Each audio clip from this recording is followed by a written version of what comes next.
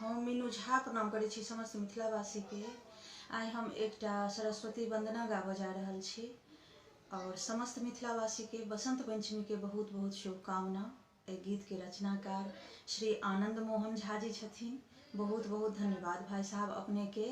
जय मिथिला, जय मैथिली। वीणा वादिनी आओ, वीणा वादिनी आओ, वीणा वादिनी अंत सके तमस मिटाओ आओ, वीणा वादिनी आओ, वीणा वादिनी।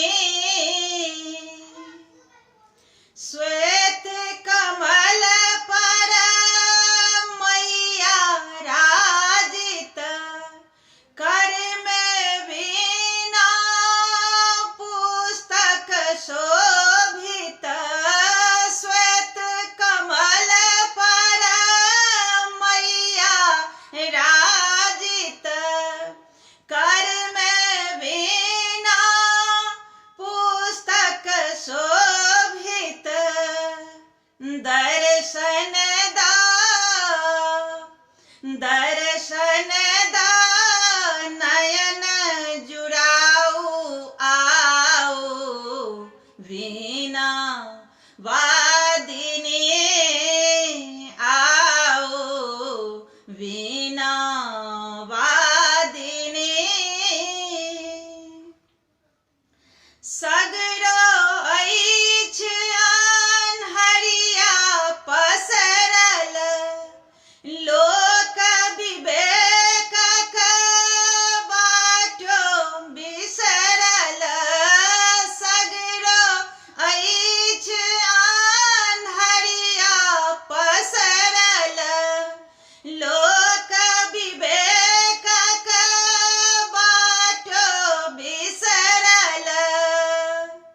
अहाँ ज्ञानक माहे ज्ञानक दीप जराओ आओ, वीणा वादिनी आओ, वीणा वादिनी। अमृत घट में भरल गड़ल छै, दुविधा में चैतन्य पड़ल छै। अमृत घट में भरल गड़ल छै, दुविधा में चैतन्य पड़ल छै। नव सुर नव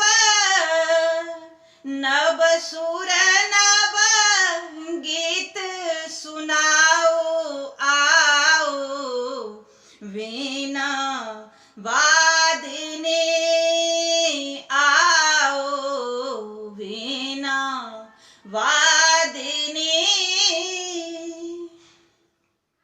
जड़ता दोष विनाशिनी छी माँ, आनंद हृदय प्रकाशिनी छी माँ। जड़ता दोष विनाशिनी छी माँ, आनंद हृदय प्रकाशिनी छी माँ।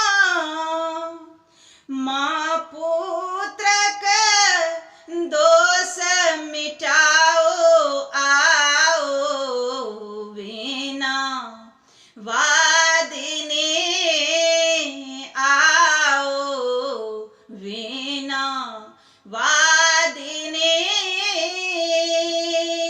अंत सके तम रे